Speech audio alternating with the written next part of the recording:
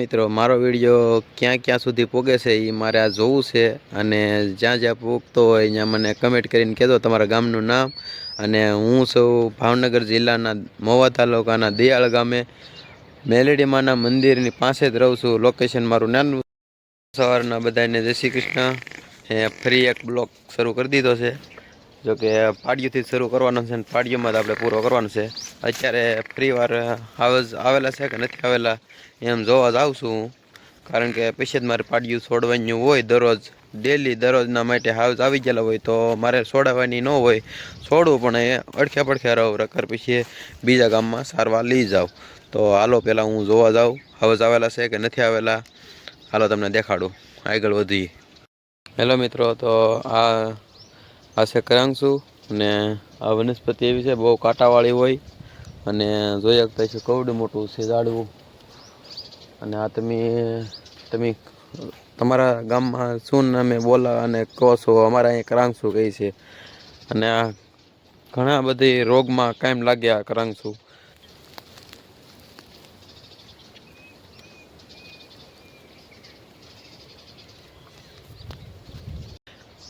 બહુ કડવું હોય એ ખબર છે, મેં તો ખાધેલું છે એટલે મને ખબર છે. હાલો આગળ વધીએ.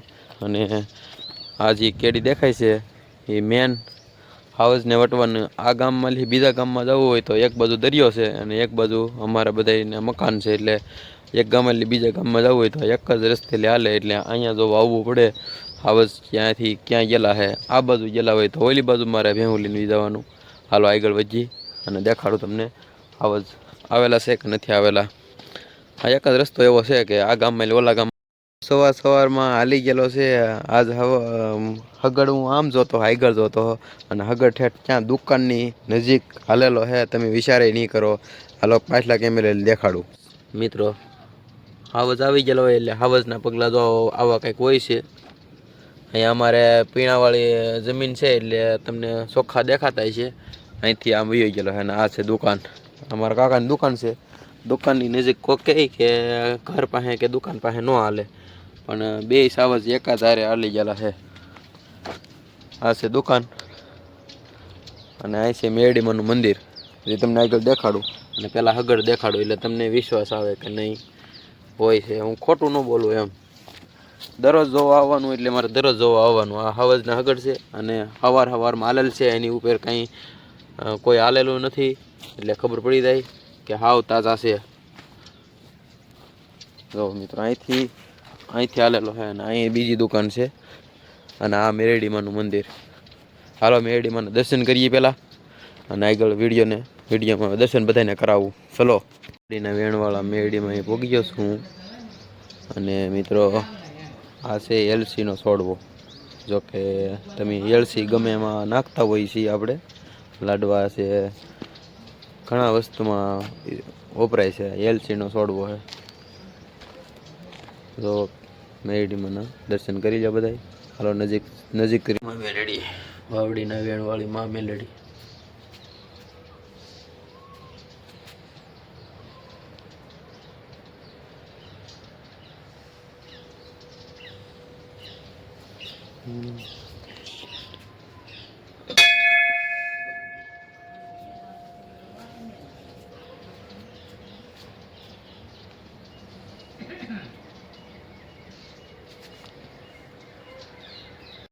હેલો મિત્રો, તો હું ઘણા સમયથી જો કે નાનો હતો તેદુનો અહીંયા આવું છે ને મારી વાડી અહીંયા બાજુમાં જ છે.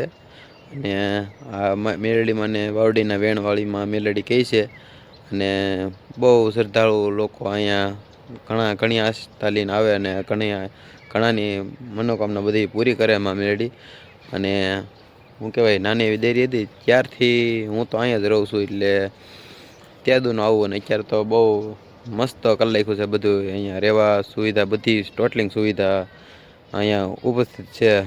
અને દર અમાસને દિવસે અહીંયા જમણવાર પણ રાખેલું હોય છે. અને અહીંયા પહેલાં જવાળ સડતો દરિયાનો, ત્યાં અહીંયા મંદિરને પણ દરિયો આંબી જતો, જોકે મેં જોયેલું છે. અને મોટા જવાળમાં જોવા પણ આવતા, પણ કોઈ જગ્યાએ કાંઈ મેરડીમાં ને કાંઈ મંદિરને કાંઈ ઈજા બીજા કાંઈ વસ્તુ કાંઈ થયું નથી. માની એટલી કૃપા અને હું પોગી ગયો છું હવે દરિયા કિનારે એક્ઝેક્ટ. આ છે દરિયો, આ છે મેલેડી માનું મંદિર. ફૂલ લોકેશન મસ્ત, કાંઈ ઘટે જ નહીં. કોઈ વસ્તુ એમાં કાંઈ મજા જ આવ્યા કરે. અહીંયા આવો એટલે આનંદ આનંદ ને આનંદ જ આવે. હાલો તો હું તમને આગળ વોડા આવેલા છે, વોડકાથી સમુદ્ર કિનારે બધાય આપણે આવતા હોય એ બધા વોડકા અહીંયા અમારે છે. અને અમારા ધનજીની મોજ જે એની ચેનલ છે, બહુ મોટો યુટ્યુબર છે. આવો ધન આવો નહીં ભાઈ, હાલો આવું. હાલો મિત્રો, ના ધનજીની મોજ પાસે જઈ પેલા.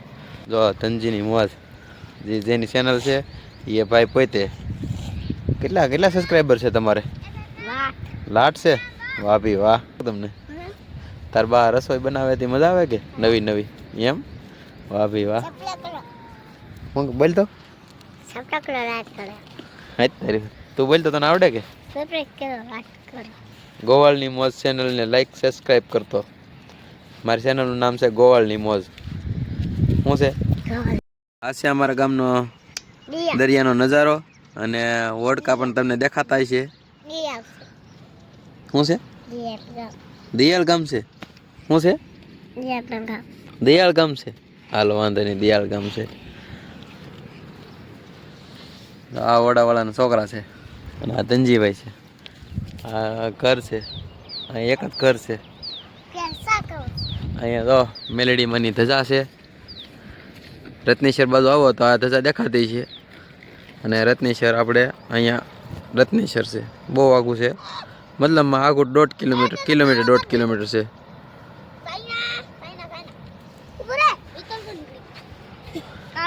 હાલો તો વાડીએ જઈ પહેવું.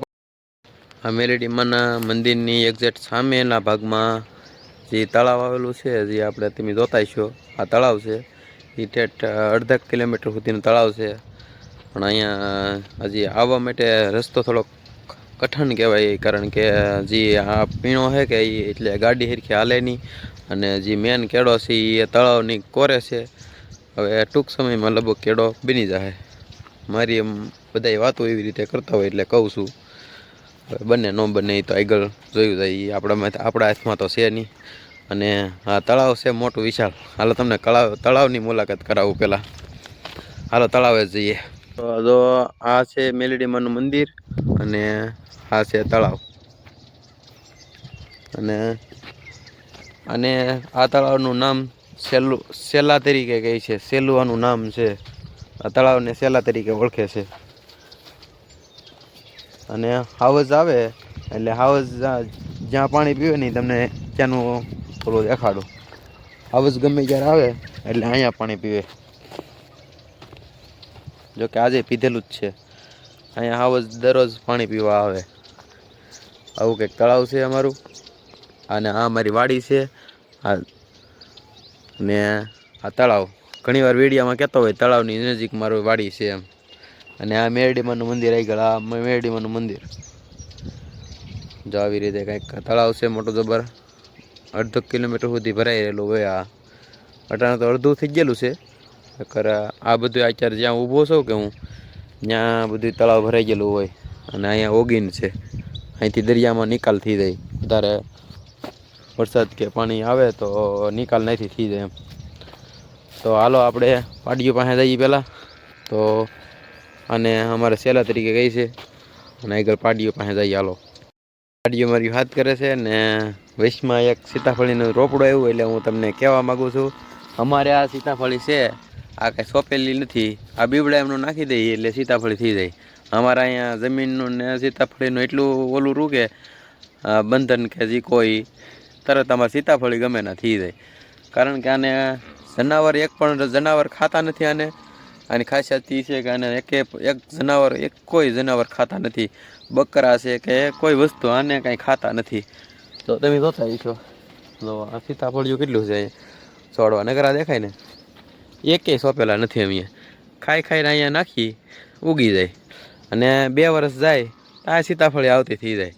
આવું છે. અમારે પાડીઓ હાથ કરે છે મને. હાલો પાડીઓ પાસે જઈએ પહેલાં. અને પાડીઓને કે હું દર્શન કરવા ગયો મેરડીમાંના પાછા ફરી વાર. આ પહેલાં દર્શન કરવા ગયો વિડીયો બનાવેલો છે મેં. આજેથી હાવજના હગડ જોવા હાટું ગયો પણ હતા જ તે જોકે તમને વિડીયો મેં શરૂ કર્યો ત્યારે જ કીધું કે હાવજના હગડ જોવા જવાનું છે. આ પાડ્યું ફરી વાર તો મને બોલાવજો. હા બોલો હવે શું છે? હા હા હા હા મને કહે છે. વિડીયો કરશું આપણે આજે પૂરો અને મળશું કંઈક બીજા વિડીયોમાં. કાલે મળશું. જોકે દરરોજના દરરોજ વિડીયો મૂકું છું એટલે મારે તો અત્યારે ભેહું સારતો હોય એટલે હું મારે કાંઈ કામ હોય નહીં એટલે એકાદો બ્લોગ બનાવીને મૂકી જ દઉં છું. હિંમત તો હારી નહીં. જ્યાં સુધી વાયરલ નહીં થાય ત્યાં સુધી હિંમત નહીં મૂકી. ભલે અત્યારે 5 વ્યૂ આવે કે 2 વ્યૂ આવે કે કોઈ પણ ન જોવે, બાકી મૂકવાના દરરોજ વ્લોગ મૂકી દઉં. હાલો તો જે જોવા આવે એને આભાર, બહુ સારું કહેવાય. અને જરાક કમેન્ટ કરતા જાજો. તમારા ભાઈને સબસ્ક્રાઈબ ન કરેલા હોય તો સબસ્ક્રાઈબ કરી દેજો. તો બધાને જય માતાજી, હર હર મહાદેવ. મળશું બીજા બ્લોગમાં.